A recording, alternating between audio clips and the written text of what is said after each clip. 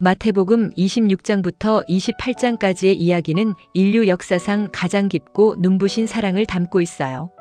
제자들과 눈을 맞추며 빵을 나누시던 따뜻한 마지막 저녁 식사부터 어두운 겟세마네 동산에서의 눈물, 그리고 스스로 십자가를 짊어지신 숭고한 희생까지. 이 모든 걸음은 오직 우리를 향한 사랑 때문이었답니다. 하지만 이야기는 슬픔으로 끝나지 않아요. 가장 짙은 어둠이 지나고 맞이한 주일 아침, 죽음을 이기고 다시 살아나신 기적의 순간이 기다리고 있습니다. 영원한 생명의 빛이 피어나는 그 감동적인 시간 속으로 함께 걸어가 볼까요? 재미있게 풀어쓰는 성경 이야기가 좋으신 분은 구독과 좋아요를 부탁드립니다. 구독과 좋아요는 성경 소설이 계속되는데 큰 힘이 됩니다. 댓글로 오늘의 기도를 남겨주세요. 그럼 본격적인 이야기 시작합니다. 봄바람이 부드럽게 불어오던 예루살렘에는 이스라엘의 가장 큰 명절인 유월절을 준비하느라 사람들의 발걸음이 분주했습니다.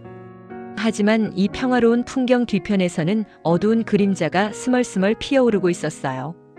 예루살렘의 높은 성직자들과 나이 많은 지도자들은 화려한 대제사장의 집 마당에 몰래 모여 어떻게 하면 사람들의 눈을 피해 예수님을 붙잡아 없앨 수 있을지 무서운 음모를 꾸미고 있었지요. 그들은 예수님이 사람들에게 전하는 사랑과 용서의 메시지가 자신들의 권력을 빼앗을까봐 몹시 두려워하고 있었답니다. 그 무렵 예수님은 예루살렘 근처의 조그맣고 조용한 마을 베다니에 머물고 계셨어요.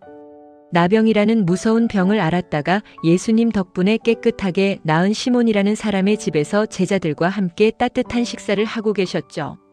집 안에는 구수한 빵 굽는 냄새와 사람들의 정겨운 웃음소리가 가득했습니다. 그런데 그때 한 여인이 방 안으로 조심스럽게 들어왔어요. 그녀의 손에는 하얗고 아름다운 돌로 만들어진 작은 병, 곧 옥합이 들려 있었죠. 그 안에는 당시 평범한 사람들이 1년 내내 쉬지 않고 일해야 겨우 살 수 있을 만큼 엄청나게 비싼 향수, 향유가 가득 들어 있었습니다. 여인은 아무 말 없이 예수님 곁으로 다가갔어요. 그녀의 눈에는 예수님을 향한 깊은 존경과 사랑, 그리고 왠지 모를 슬픔이 가득 고여 있었죠. 그녀는 떨리는 손으로 향유가 든 옥합을 조심스럽게 깨뜨렸습니다. 탁 하는 맑은 소리와 함께 방 안은 순식간에 진하고 아름다운 향기로 가득 찼어요. 그녀는 그 귀한 향유를 예수님의 머리 위로 천천히 부었습니다. 부드러운 향유가 예수님의 머리를 적시고 옷깃을 따라 흘러내렸어요. 그것은 여인이 자신이 가진 가장 소중한 것을 바쳐 예수님을 사랑한다는 말없는 고백이었습니다. 하지만 이 아름다운 장면을 지켜보던 제자들의 표정은 굳어졌어요. 몇몇 제자들은 눈살을 찌푸리며 화를 냈습니다. 아니, 어째서 저렇게 비싼 것을 함부로 낭비하는 거요? 저 향유를 비싼 값에 팔아서 가난하고 배고픈 사람들에게 나누어 주었다면 얼마나 좋았겠소. 제자들의 차가운 말에 여인은 고개를 푹 숙인 채 어쩔 줄을 몰라 했습니다. 그때 예수님께서 아주 부드럽고 따뜻한 목소리로 말씀하셨어요. 왜 이 여인을 괴롭히느냐? 그녀는 지금 나에게 아주 아름답고 소중한 일을 한 것이란다. 가난한 사람들은 언제나 너희와 함께 있겠지만 나는 언제까지나 너희와 함께 있는 것이 아니란다. 이 여인은 내 몸에 향유를 부어서 앞으로 다가올 나의 죽음과 장례를 미리 준비해 준 것이야. 내가 진실로 너희에게 말한다. 온 세상 어디든지 기쁜 소식이 전해지는 곳마다 이 여인이 한 일도 함께 전해져서 사람들이 그녀를 영원히 기억하게 될 것이다. 예수님의 이 따뜻한 말씀은 여인의 얼어붙은 마음을 사르르 녹여주었습니다. 하지만 그 자리에는 마음속에 차가운 칼을 품고 있던 한 사람이 있었어요. 바로 제자 중 한 명인 가룟 유다였죠. 유다는 예수님의 말씀이 이해되지 않았고 화가 났습니다. 그는 식사 자리를 몰래 빠져나와 높은 제사장들을 찾아갔어요. 그리고 차가운 목소리로 말했습니다. 내가 예수를 당신들에게 넘겨주면 나에게 얼마를 주겠소? 제사장들은 기뻐하며 은돈 30잎을 유다의 손에 쥐어주었습니다. 그 순간부터 유다는 틈만 나면 예수님을 배신할 기회를 엿보기 시작했어요. 며칠 뒤 드디어 유월절이 시작되는 날이 되었습니다. 제자들은 예수님께 다가와 물었어요. 선생님, 우리가 어디에 가서 명절 식사를 준비하면 좋겠습니까? 예수님은 제자들에게 예루살렘 성 안에 있는 한 사람을 찾아가 방을 빌리라고 자세히 일러주셨어요. 제자들이 예수님 말씀대로 찾아가 보니 정말로 그곳에는 크고 아늑한 다락방이 준비되어 있었습니다. 제자들은 그곳에서 양고기와 빵, 포도주를 정성스럽게 준비하며 마지막이 될 줄 모르는 만찬을 기다렸습니다. 저녁이 되자 예수님과 12제자가 다락방에 모여 앉았습니다. 따뜻한 등불이 방 안을 은은하게 비추고 있었지만 예수님의 표정은 어느 때보다 진지하고 슬퍼 보이셨어요. 식사를 하시던 중 예수님이 조용히 입을 여셨습니다. 내가 진실로 너희에게 말한다. 너희 중에 한 사람이 나를 배신하여 팔아넘길 것이다. 이 말씀에 다락방은 찬물을 끼얹은 듯 조용해졌어요. 제자들은 깜짝 놀라며 서로의 얼굴을 쳐다보았습니다. 두려움과 슬픔에 잠긴 제자들이 차례대로 예수님께 여쭈었어요. 주님, 설마 저는 아니겠지요? 예수님은 무겁게 고개를 저으시며 대답하셨습니다. 나와 함께 그릇에 손을 넣는 그 사람이 바로 나를 팔아넘길 자란다. 나는 성경에 적힌 대로 떠나가지만 나를 팔아넘기는 그 사람에게는 끔찍한 불행이 찾아올 것이다. 그는 차라리 태어나지 않았더라면 더 좋았을 것이다. 그때 배신을 계획하고 있던 유다가 뻔뻔하게 물었습니다. 선생님, 설마 저는 아니지요? 예수님은 꿰뚫어보는 듯한 눈빛으로 유다를 바라보며 짧게 대답하셨어요. 내가 스스로 말하였구나. 무거운 공기가 맴도는 가운데 예수님은 탁자 위에 놓인 빵을 집어드셨습니다. 눈을 감고 하늘을 향해 감사 기도를 드리신 후 빵을 조금씩 떼어 제자들에게 나누어 주셨어요. 자, 받아서 먹어라. 이것은 너희를 위해 내어주는 나의 몸이란다. 제자들은 영문도 모른 채 예수님이 주시는 빵을 받아 먹었습니다. 그리고 예수님은 포도주가 담긴 잔을 들어 올리셨어요. 다시 한번 깊은 감사의 기도를 드리신 뒤 제자들에게 잔을 건네며 말씀하셨습니다. 너희는 모두 이 잔을 마시어라. 이것은 사람들의 죄를 용서해 주려고 내가 흘리는 피, 곧 하나님과 새로운 약속을 맺는 나의 피란다. 내가 다시 하늘나라에서 너희와 함께 새 포도주를 마시는 그날까지 나는 다시는 포도나무에서 난 것을 마시지 않을 것이다. 제자들은 예수님이 하시는 말씀의 진짜 의미를 아직 완전히 이해하지는 못했지만 가슴속 깊은 곳에서 알 수 없는 뭉클함과 슬픔을 느꼈습니다.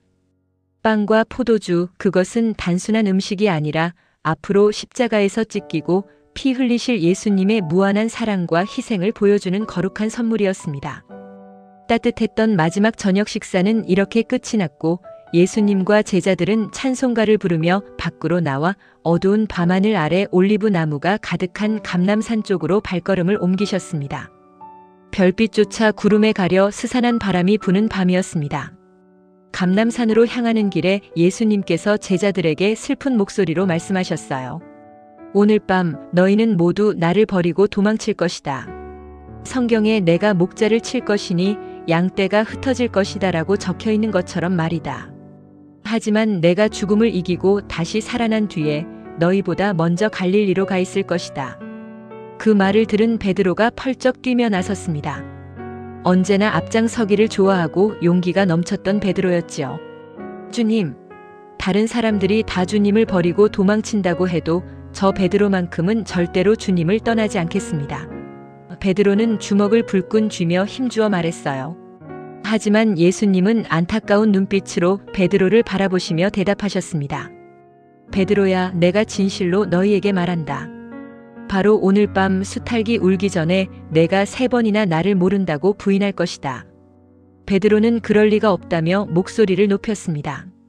제가 주님과 함께 죽는 한이 있더라도 결코 주님을 모른다고 하지 않겠습니다. 다른 제자들도 베드로를 따라 절대 배신하지 않겠다고 큰 소리로 다짐했어요. 이윽고 예수님 일행은 겟세마네라는 고요하고 외딴 동산에 도착했습니다. 이곳은 오래된 올리브 나무들이 무성하게 자라있는 곳이었어요. 예수님은 8명의 제자를 동산 입구에 남겨두시고 베드로와 야고보, 요한 3사람만 데리고 조금 더 깊은 곳으로 들어가셨습니다. 예수님의 얼굴에는 이루 말할 수 없는 깊은 슬픔과 고통이 서려 있었어요. 십자가의 끔찍한 고통과 온 인류의 죄를 짊어져야 한다는 무거운 짐이 예수님을 짓누르고 있었기 때문입니다. 내 마음이 너무나 슬퍼서 죽을 지경이다. 너희는 여기 머물러서 나와 함께 깨어 기도해다오. 예수님은 세 제자에게 부탁하신 후 조금 더 앞으로 나아가 땅에 엎드리셨습니다. 차가운 흙바닥에 얼굴을 대고 예수님은 가슴을 쥐어짜는 듯한 기도를 올리셨어요. 나의 아버지, 만약 가능하시다면 이 고통의 잔을 저에게서 지나가게 해주십시오. 하지만 제 뜻대로 하지 마시고 오직 아버지의 뜻대로 하십시오. 얼마나 간절히 기도하셨는지 이마에서 흐르는 땀방울이 마치 붉은 핏방울처럼 뚝뚝 떨어질 정도였습니다. 그렇게 처절하게 기도를 마치고 제자들에게 돌아와 보니 제자들은 피곤함을 이기지 못하고 깊은 잠에 빠져 있었어요. 예수님은 베드로를 깨우며 안타깝게 말씀하셨습니다. 너희는 나와 함께 단 1시간도 깨어 있을 수 없더냐? 유혹에 빠지지 않도록 깨어서 기도하여라. 마음은 간절하지만 육신이 너무 약하구나. 예수님은 다시 돌아서서 2번째, 그리고 3번째로 똑같은 기도를 드리셨어요. 아버지, 제가 이 잔을 마시지 않고는 지나갈 수 없는 일이라면 아버지의 뜻대로 되기를 바랍니다. 온전히 하나님의 계획에 자신의 생명을 맡기기로 결심하신 순간이었습니다. 3번째 기도를 마치고 돌아오셨을 때도 제자들은 여전히 쿨쿨 자고 있었습니다. 예수님이 그들을 깨우며 말씀하셨어요. 이제는 자고 쉬어라. 보아라, 때가 다가왔다. 인자가 죄인들의 손에 넘어갈 시간이다. 일어나서 함께 가자. 나를 팔아넘길 자가 가까이 오고 있다. 예수님의 말씀이 채 끝나기도 전에 어두운 숲속에서 횃불이 일렁이며 무서운 발소리가 들려왔습니다. 높은 제사장들과 나이 많은 지도자들이 보낸 수많은 무리가 칼과 몽둥이를 들고 들이닥친 거예요. 그들의 맨 앞에는 다름 아닌 가룟 유다가 서 있었습니다. 유다는 무리에게 미리 신호를 짜두었어요. 내가 입을 맞추는 사람이 바로 예수니 그를 단단히 붙잡으시오. 유다는 예수님께 다가가 선생님 안녕하십니까? 하고 인사하며 거짓된 입맞춤을 했습니다. 예수님은 슬픈 눈으로 그를 보며 친구여, 내가 하려는 일을 하여라. 하고 조용히 말씀하셨죠. 무리가 거친 손길로 예수님을 붙잡으려 하자 깜짝 놀란 베드로가 재빨리 허리춤에서 칼을 빼들었습니다. 그리고 대제사장의 종을 내리쳐 그의 오른쪽 귀를 잘라버리고 말았어요. 하지만 예수님은 베드로를 제지하셨습니다. 내 칼을 칼집에 꽂아라. 칼을 쓰는 사람은 칼로 망하는 법이다. 내가 하늘의 천사들을 불러 이들을 물리칠 수 없는 줄 아느냐? 하지만 그렇게 한다면 성경의 말씀이 어떻게 이루어지겠느냐? 예수님은 반항 한 번 하지 않으시고 순순히 무리에게 잡히셨습니다.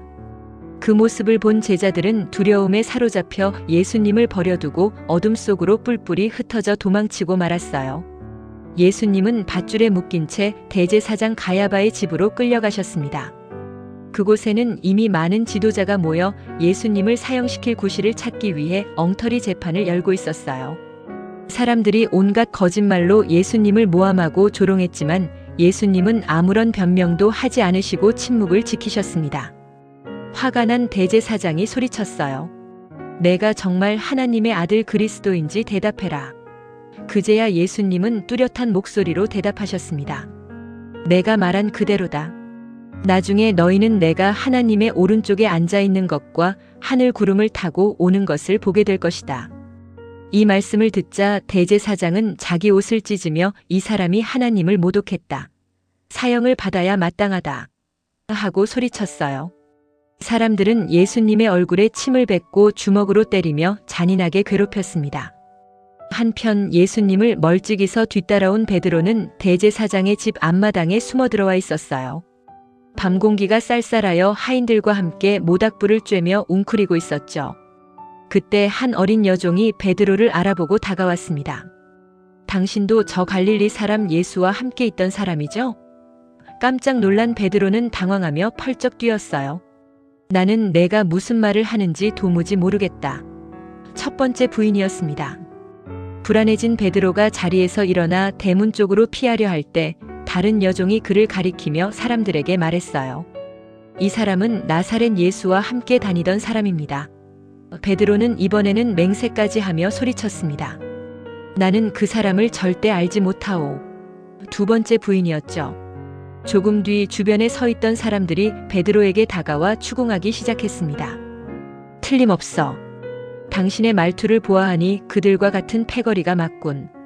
베드로는 두려움에 온몸이 떨렸고 급기야 저주하며 맹세까지 했습니다. 내가 그 사람을 안다면 천벌을 받을 것이오. 나는 정말 그 사람을 알지 못하오. 베드로의 세 번째 부인이 끝나는 바로 그 순간 고요한 새벽 공기를 가르며 꽃기호 마이너스 하고 수탈기 우는 소리가 울려 퍼졌습니다. 그 소리를 듣는 순간 베드로의 심장은 철렁 내려앉았어요. 수탈기 울기 전에 내가 나를 3번 모른다고 부인할 것이다. 라고 하셨던 예수님의 따뜻하고도 슬픈 말씀이 벼락처럼 뇌리를 스치고 지나갔기 때문입니다. 베드로는 그제야 자신이 무슨 짓을 저질렀는지 깨달았습니다. 사랑하는 스승을 모른다고 그것도 저주하면서까지 부인해버린 자신의 나약함과 비겁함이 너무나도 원망스러웠습니다. 베드로는 황급히 밖으로 뛰쳐나갔습니다. 그리고 차가운 새벽 이슬을 맞으며 가슴을 치며 엉엉 소리내어 울기 시작했습니다. 그 눈물은 깊은 후회와 한없이 크신 예수님의 사랑을 뒤늦게 깨달은 아픈 눈물이었습니다. 길고도 어두웠던 밤이 지나고 예루살렘 성벽 너머로 희뿌연 새벽동이 터오기 시작했습니다. 하지만 사람들의 마음속에는 아침의 밝은 빛 대신 무겁고 차가운 그림자가 드리워져 있었어요. 밤새도록 대제사장 가야바의 집에서 엉터리 재판을 마친 대제사장들과 나이 많은 백성의 지도자들은 어떻게든 예수님을 죽일 구실을 찾아냈습니다. 그들은 예수님을 단단한 밧줄로 꽁꽁 묶은 채 당시 이스라엘을 다스리던 로마 제국의 총독 빌라도에게 끌고 갔습니다. 로마 총독만이 사람에게 사형을 내릴 수 있는 권한을 가지고 있었기 때문이지요. 이 끔찍한 광경을 멀리서 지켜보던 한 사람이 있었습니다. 바로 은화 30잎에 예수님을 팔아넘겼던 제자 가룟 유다였어요. 유다는 예수님이 끝내 사형 판결을 받고 총독에게 끌려가는 모습을 보자 그제야 자신이 얼마나 무서운 죄를 저질렀는지 깨닫게 되었습니다. 심장이 덜컥 내려앉고 온몸이 사시나무 떨리듯 떨렸어요. 자신이 받은 은화 30잎이 마치 불덩이처럼 손을 떼게 하는 것 같았죠. 견딜 수 없는 죄책감에 사로잡힌 유다는 허둥지둥 대제사장들과 지도자들을 찾아갔습니다. 그리고 그들 앞에 은화 30잎을 와르르 쏟아내며 울부짖었어요. 제가 죄 없는 분의 피를 팔아넘기는 끔찍한 죄를 지었습니다. 제발 이 돈을 다시 가져가고 그분을 풀어주십시오. 하지만 종교 지도자들은 차갑게 코웃음을 쳤습니다. 그게 우리와 무슨 상관이냐? 내가 저지른 일이니 내가 알아서 책임져라. 그들의 얼음장 같은 대답에 유다는 절망의 늪에 빠지고 말았습니다. 그는 성전 바닥에 은화를 거칠게 내동댕이 치고는 밖으로 뛰쳐나가 스스로 목숨을 끊는 아주 슬프고도 비참한 선택을 하고 말았답니다. 대제사장들은 성전 바닥에 굴러다니는 그 돈을 주워 모으며 중얼거렸어요. 이것은 핏값이니 거룩한 성전 금고에 넣을 수는 없다. 그들은 그 돈으로 옹기를 굽는 사람의 밭을 사서 외국인들을 위한 나그네의 무덤으로 만들었습니다. 이 일은 아주 오래전 예언자가 남긴 말씀이 그대로 이루어진 것이었어요. 한편 예수님은 로마 총독 빌라도의 궁전뜰에 서 계셨습니다. 무장한 로마 군인들이 위압적으로 서 있었고 밖에는 예수님을 고발하려는 무리가 환한 얼굴로 웅성거리고 있었지요. 빌라도는 위험 있는 표정으로 의자에 앉아 예수님을 굽어보며 날카롭게 물었습니다. 내가 유대인의 왕이냐? 예수님은 조금도 두려워하는 기색 없이 조용하지만 뚜렷한 목소리로 대답하셨습니다. 당신이 말한 그대로입니다. 그 짧은 대답 속에는 세상의 어떤 왕관보다 고귀한 진리가 담겨 있었어요. 하지만 예수님이 빌라도와 대화를 나누는 동안에도 대제사장들과 지도자들은 쉬지 않고 예수님을 헐뜯고 거짓말로 고발했습니다. 저 사람은 백성들을 속이고 반란을 일으키려 했습니다. 세금을 내지 말라고 선동했습니다. 온갖 시끄러운 고발이 쏟아졌지만 예수님은 입을 굳게 다문 채 그 어떤 변명이나 반박도 하지 않으셨어요. 빌라도는 너무나도 이상하다는 듯이 고개를 갸우뚱하며 물었습니다. 저 사람들이 너를 향해 저토록 많은 죄를 뒤집어 씌우고 있는데 어째서 아무런 대답도 하지 않는 것이냐? 들리지 않느냐? 그러나 예수님은 끝까지 한마디도 하지 않으셨습니다. 자신의 억울함을 풀기보다는 온 인류의 죄를 짊어지기 위한 길을 묵묵히 걸어가기로 다짐하셨기 때문입니다. 빌라도는 이렇게 평온하고 당당한 죄수를 태어나서 처음 보았기에 속으로 몹시 놀라고 당황했어요. 그때 유월절 명절을 맞아 군중의 마음을 달래기 위해 죄수 한 명을 특별히 풀어주는 로마의 오래된 관습이 생각났습니다. 마침 감옥에는 바라바라는 아주 무섭고 유명한 살인자이자 반란군이 갇혀 있었죠. 빌라도는 사람들을 향해 소리쳤습니다. 너희는 내가 누구를 놓아주기를 원하느냐? 무서운 범죄자 바라바냐 아니면 그리스도라고 불리는 저 예수냐? 빌라도의 마음속에는 예수님이 아무런 죄가 없다는 사실, 그리고 종교 지도자들이 그저 질투심 때문에 예수님을 끌고 왔다는 사실을 이미 꿰뚫어 보고 있었어요. 게다가 재판 자리에 앉아 있을 때 빌라도의 아내가 다급히 사람을 보내어 저 죄 없는 사람의 일에 절대 상관하지 마세요. 어젯밤 꿈에 제가 저 사람 때문에 너무나 큰 괴로움을 겪었습니다. 라고 간곡히 전해왔기 때문에 빌라도는 어떻게든 예수님을 풀어주고 싶어 했습니다.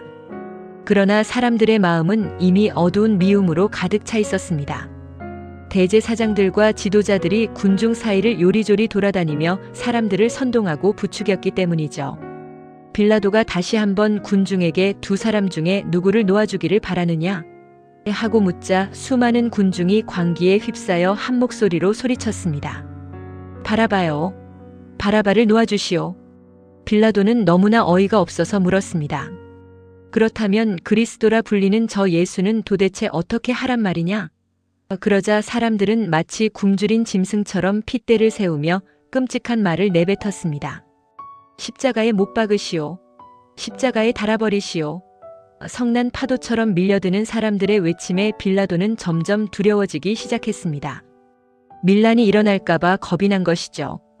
결국 빌라도는 양심을 저버리고 손을 씻을 물을 가져오게 했습니다. 군중 앞에서 손을 박박 씻으며 비겁하게 선언했어요. 나는 이 사람의 피에 대하여 아무런 책임이 없다. 너희가 알아서 해라. 그러자 군중은 뻔뻔하게 대답했습니다. 그 피에 대한 책임은 우리와 우리 자손들이 받겠소. 결국 살인자 바라바는 감옥에서 풀려나 자유의 몸이 되었고 죄 없으신 예수님은 끔찍한 채찍질을 당하신 뒤 십자가형을 받기 위해 로마 군인들의 손에 넘겨지고 말았습니다. 총독의 관저뜰로 끌려간 예수님은 잔인한 로마 군인들에게 둘러싸였습니다. 군인들은 예수님의 겉옷을 강제로 벗기고 왕들이 입는 것과 비슷한 낡고 붉은 망토를 억지로 입혔어요. 그리고 날카로운 가시나무 가지를 엮어 무시무시한 가시 면류관을 만든 뒤 그것을 예수님의 머리 위에 푹 씌웠습니다. 가시가 살갗을 파고들며 붉은 피가 이마를 타고 흘러내렸어요. 오른손에는 왕의 지휘봉 대신 초라한 갈대 지팡이를 쥐어주었습니다. 군인들은 예수님 앞에 무릎을 꿇고 낄낄거리며 비웃었어요. 유대인의 왕이시여 만세. 만수무강하소서. 그들은 예수님의 얼굴에 침을 뱉고 손에 쥐어주었던 갈대를 빼앗아 예수님의 머리를 퍽퍽 내리쳤습니다.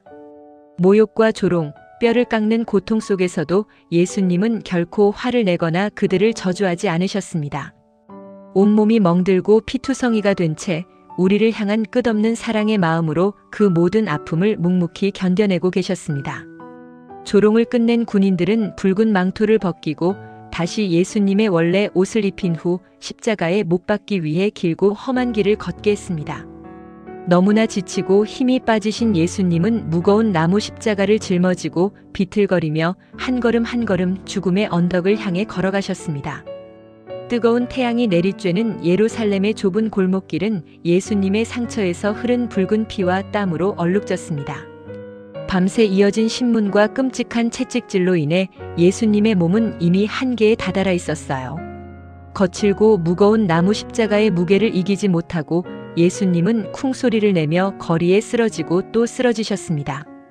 그 거친 호흡과 애처로운 뒷모습을 보며 몇몇 사람들은 눈물을 훔쳤지만 무자비한 로마 군인들은 채찍을 휘두르며 빨리 걸으라고 재촉할 뿐이었죠. 도저히 예수님이 혼자 십자가를 지고 끝까지 갈 수 없다고 판단한 군인들은 마침 길을 지나가던 한 사람을 붙잡았습니다. 그는 멀리 구레네라는 지방에서 유월절 명절을 지키기 위해 예루살렘에 온 시몬이라는 사람이었어요. 군인들은 시몬의 어깨에 억지로 예수님의 십자가를 지웠습니다. 영문도 모른 채 남의 사형 틀을 대신 짊어지게 된 시몬은 두렵고 당황스러웠지만 앞에서 피를 흘리며 비틀비틀 걸어가시는 예수님의 모습을 보며 알 수 없는 깊은 슬픔과 경건함을 느꼈답니다. 마침내 일행은 골고다라는 언덕에 도착했습니다.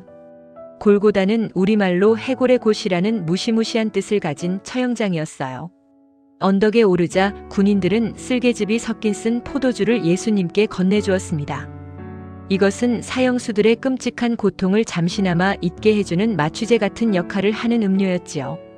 하지만 예수님은 그 쓴 잔을 맛보시고는 고개를 저으시며 마시지 않으셨습니다. 우리의 죄를 씻기 위한 그 끔찍한 고통을 단 한 방울도 피하지 않고 온몸으로 겪어내기로 결심하셨기 때문입니다. 탕 마이너스. 둔탁하고 무서운 망치 소리가 언덕에 울려 퍼졌습니다. 로마 군인들은 예수님의 손목과 발목에 크고 날카로운 쇠못을 박아 십자가에 매달았습니다. 십자가가 번쩍 세워지자 찢어지는 듯한 고통이 예수님의 온몸을 휘감았습니다. 예수님이 입고 계시던 옷은 군인들이 제비 뽑기를 하여 자기들끼리 나누어 가졌습니다. 예수님의 머리 위 십자가 팻말에는 유대인의 왕 예수라는 죄패가 적혀 있었어요. 사람들은 그것을 보며 손가락질을 했습니다. 예수님의 양옆에는 2명의 강도가 함께 십자가에 매달려 있었습니다. 십자가 아래를 지나가던 사람들은 고개를 절레절레 흔들며 예수님을 비웃었어요. 성전을 헐고 사흘 만에 다시 짓겠다던 자여.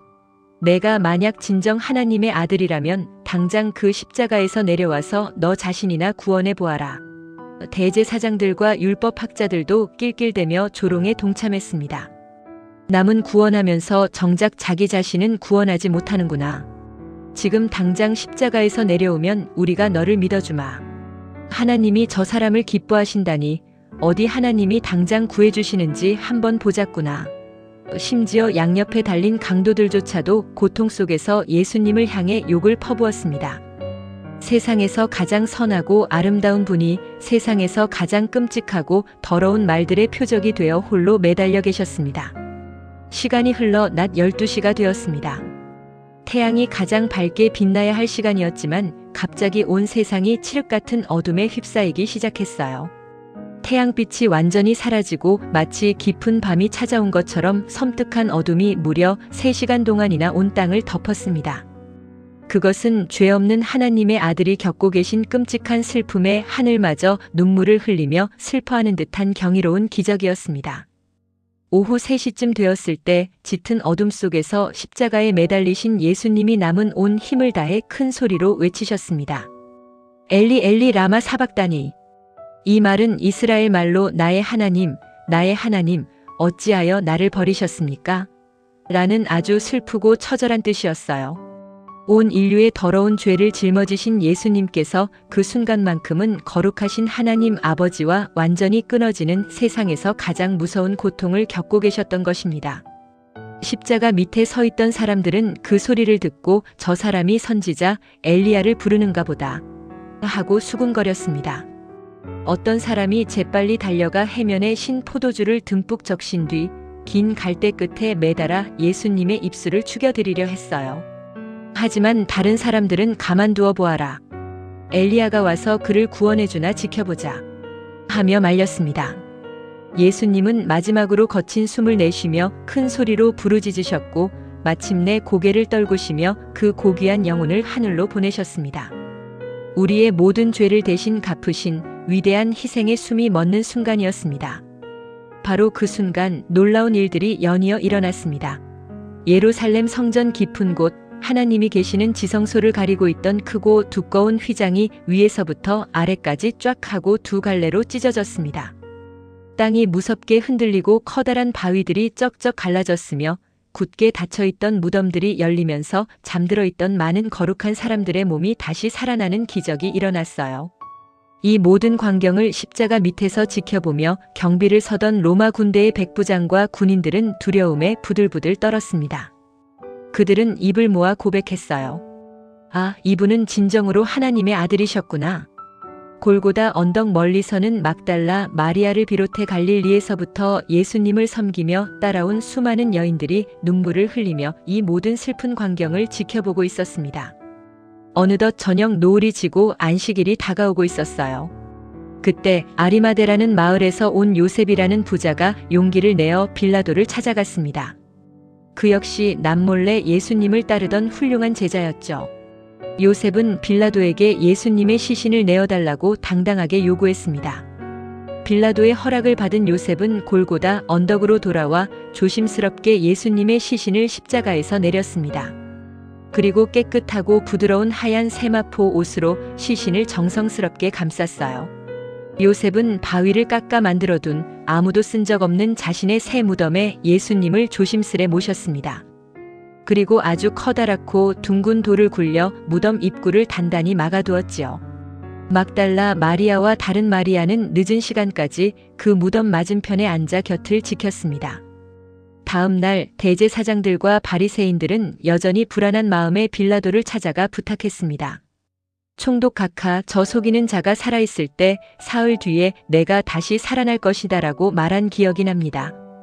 혹시라도 그의 제자들이 밤에 몰래 와서 시신을 훔쳐가고는 백성들에게 다시 살아났다고 거짓말을 할지 모릅니다. 그러니 무덤을 사흘 동안 단단히 지켜주십시오. 빌라도는 그들에게 경비병들을 내어주며 너희가 할 수 있는 한 가장 철저하게 무덤을 지켜라 하고 명령했습니다. 그들은 둥근 돌문에 단단히 봉인을 하고 무장한 군인들을 세워 무덤을 빈틈없이 지키게 했어요. 무거운 돌과 굳게 닫힌 봉인 속에서 세상의 모든 희망이 영원히 사라져버린 것처럼 가장 어둡고 고요한 밤이 찾아왔습니다. 무겁고 차가운 돌문이 예수님의 무덤을 굳게 막아버린 지 어느덧 3일이 지났습니다. 아무런 희망도 보이지 않던 길고 긴 안식일이 지나고 일주일이 새롭게 시작되는 첫날의 이른 새벽이 찾아왔어요. 아직 동이 트지 않아 세상은 짙은 푸른색 어둠에 고요히 잠겨 있었고 아침 공기는 제법 쌀쌀했습니다. 십자가 아래에서 예수님의 마지막을 지켜보았던 막달라 마리아와 다른 마리아는 뜬 눈으로 슬픈 밤을 지새운 뒤 조심스럽게 자리에서 일어났습니다.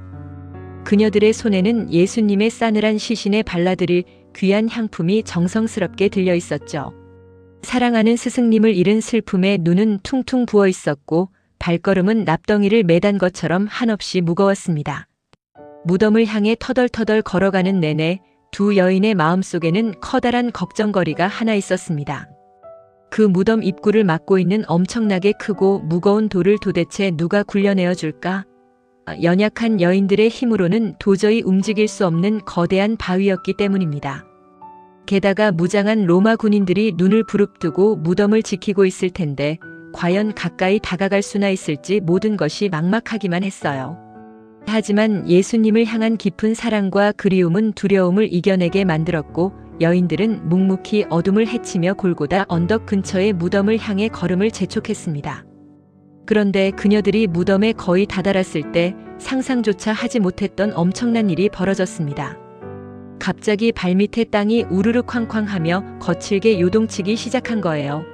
굳건했던 대지가 흔들리는 큰 지진이 일어남과 동시에 어두웠던 하늘에서 눈을 뜰 수 없을 만큼 밝고 눈부신 빛이 번쩍이며 땅으로 쏟아져 내렸습니다. 놀랍게도 그것은 하나님이 보내신 주님의 천사였습니다. 하늘에서 내려온 천사는 단숨에 무덤 앞으로 다가가 여인들이 그토록 걱정했던 커다란 돌을 깃털처럼 가볍게 굴려내버렸어요. 그리고는 그 돌 위에 아주 평온하고 위엄 있는 모습으로 사뿐히 앉았습니다. 천사의 모습은 감히 말로 다 표현할 수 없을 만큼 신비롭고 아름다웠습니다. 그의 얼굴은 마치 먹구름을 가르고 내리치는 번개처럼 환하게 빛났고 그가 입은 옷은 방금 하늘에서 내린 새하얀 눈처럼 티없이 깨끗하고 눈부셨습니다.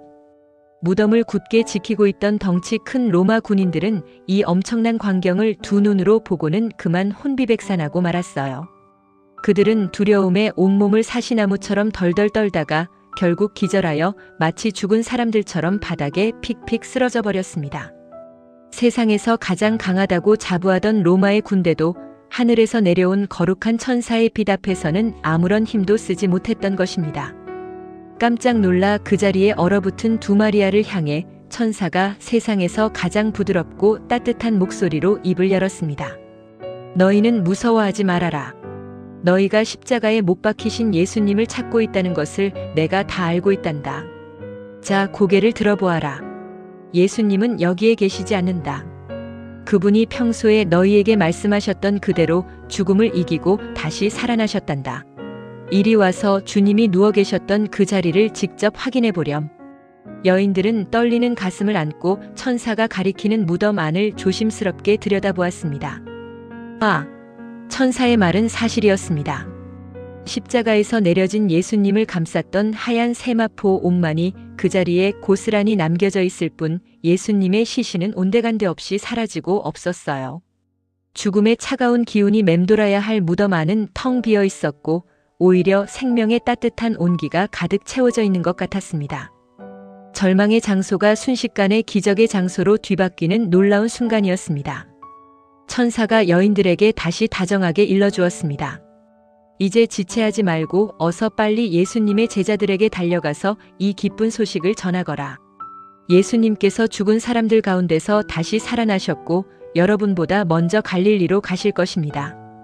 여러분은 그곳에서 예수님을 뵙게 될 것입니다. 라고 말이다. 자, 내가 너희에게 일러준 말을 꼭 명심하거라. 천사의 말을 들은 여인들의 마음은 두려움과 놀라움, 그리고 도저히 주체할 수 없는 엄청난 기쁨으로 터질 것만 같았습니다. 세상의 그 어떤 말로도 표현할 수 없는 벅찬 감동이었죠. 스승님이 다시 살아나셨다니, 그토록 잔인하게 돌아가셨던 예수님이 죽음을 깨뜨리고 부활하셨다니, 두 마리아는 당장이라도 심장이 밖으로 튀어나올 것 같은 흥분을 가라앉히며 제자들에게 이 소식을 전하기 위해 무덤을 떠나 있는 힘껏 달리기 시작했습니다. 치맛자락이 바람에 펄럭이고 숨이 턱끝까지 차올랐지만 발걸음은 마치 구름 위를 걷는 것처럼 가벼웠어요. 그런데 제자들이 숨어 있는 곳을 향해 숨가쁘게 달려가던 길 위에서 더욱 믿을 수 없는 기적이 일어났습니다. 눈부신 아침 햇살을 등지고 누군가 그녀들 앞을 가로막고 서 계신 것이었어요. 조용히 미소 짓고 계신 그분, 너무나도 익숙하고 따뜻한 그 눈빛, 바로 부활하신 예수님이셨습니다. 예수님은 여인들을 바라보며 아주 친근하고 다정한 목소리로 인사하셨어요. 평안하냐? 그 목소리를 듣는 순간 두 마리아는 그 자리에 털썩 주저앉고 말았습니다. 너무나 기쁘고 감격스러워 왈칵 눈물이 쏟아졌어요. 여인들은 바닥에 엎드려 예수님의 두 발을 꼭 끌어안고 경배를 드렸습니다. 예수님의 발에는 여전히 십자가에 못 박히셨던 그 아픈 상처 자국이 남아 있었지만 그분의 몸은 죽음의 그림자가 완전히 거친 영광스럽고 거룩한 모습이었어요. 여인들은 예수님의 발에 얼굴을 묻은 채 엉엉 소리내어 울며 사랑과 감사의 입맞춤을 멈추지 못했습니다. 예수님은 따뜻한 손길로 여인들의 어깨를 다독이며 부드럽게 말씀하셨습니다. 두려워하지 말아라. 이제 어서 내 형제들, 나의 제자들에게 가서 갈릴리로 떠나라고 전해주어라. 그곳에서 그들이 나를 만나게 될 것이다. 슬픔으로 가득했던 새벽은 이렇게 찬란한 희망의 아침으로 변했습니다. 세상에서 가장 위대한 승리의 소식이 두 여인의 벅찬 가슴을 통해 세상으로 퍼져나가기 시작한 것입니다. 여인들이 기쁨의 눈물을 흘리며 제자들에게 달려가고 있을 때 무덤 앞에서는 전혀 다른 풍경이 벌어지고 있었습니다. 기절해 있던 로마 군인들이 하나둘씩 힘겹게 정신을 차리기 시작한 것이죠.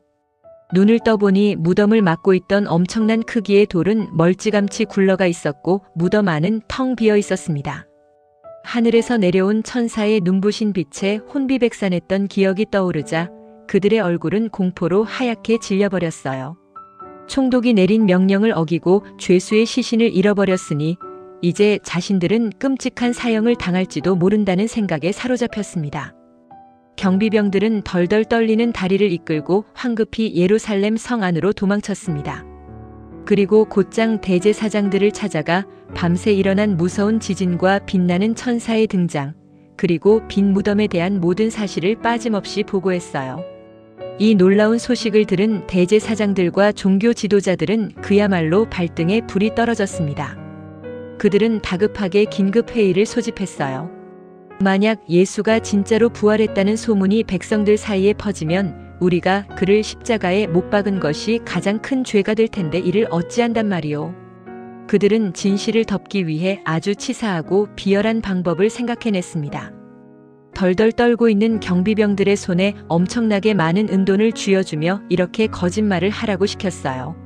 너희는 사람들이 묻거든 우리가 밤에 깊이 잠든 사이에 예수의 제자들이 몰래 숨어 들어와서 시신을 훔쳐갔다고 말하여라.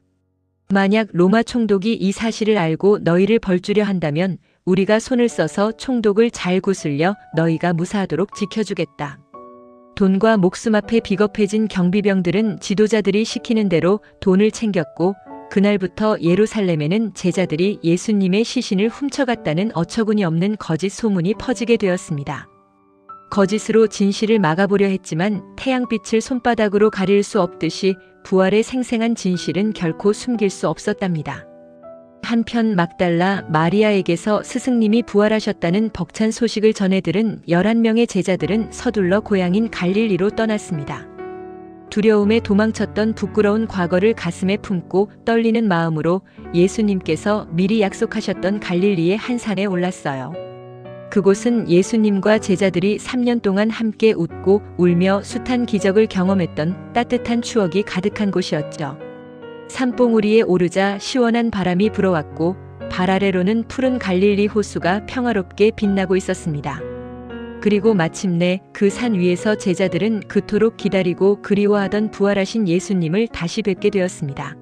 십자가에서 비참하게 돌아가셨던 스승님이 죽음을 완전히 이기신 영광스럽고 위엄 있는 모습으로 그들 앞에 나타나신 것입니다. 제자들은 그 자리에 엎드려 예수님께 마음을 다해 경배를 드렸습니다. 하지만 아직도 이 모든 것이 꿈인지 생시인지 믿기지 않아 어리둥절해하며 의심하는 마음을 품은 사람도 몇몇 있었어요. 정말 우리 선생님이 맞으실까?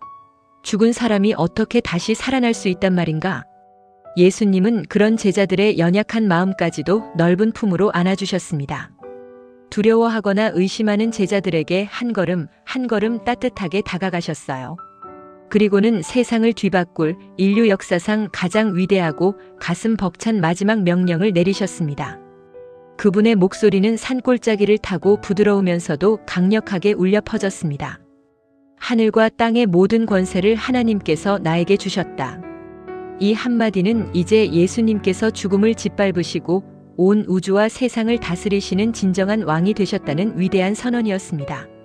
세상의 그 어떤 슬픔도 질병도 심지어 무서운 죽음조차도 이제는 예수님의 사랑과 권세 아래 무릎을 꿇게 된 것이죠.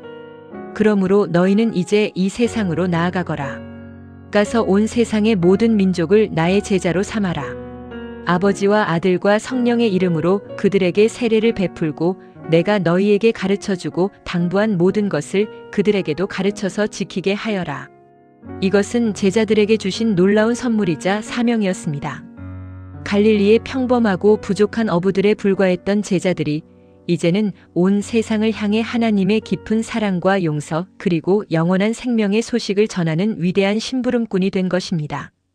더 이상 유대인만의 하나님이 아니라 피부색이 다르고 언어가 다른 온 세상 모든 사람을 하나님의 따뜻한 가족으로 초대하라는 가슴 벅찬 임무였지요.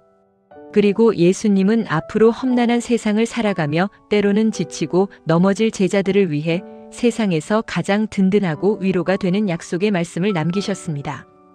기억하여라. 보아라. 내가 세상이 끝나는 그날까지 언제나 너희와 항상 함께 있을 것이다.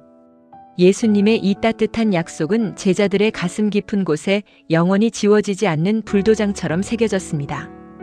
이제 예수님의 육신은 하늘로 올라가 눈에 보이지 않게 되더라도 그분의 영이신 성령님을 통해 슬플 때나 기쁠 때나 외로울 때나 힘들 때나 언제나 우리 곁에 꼭 붙어서 함께 하시겠다는 눈물겨운 약속이었습니다.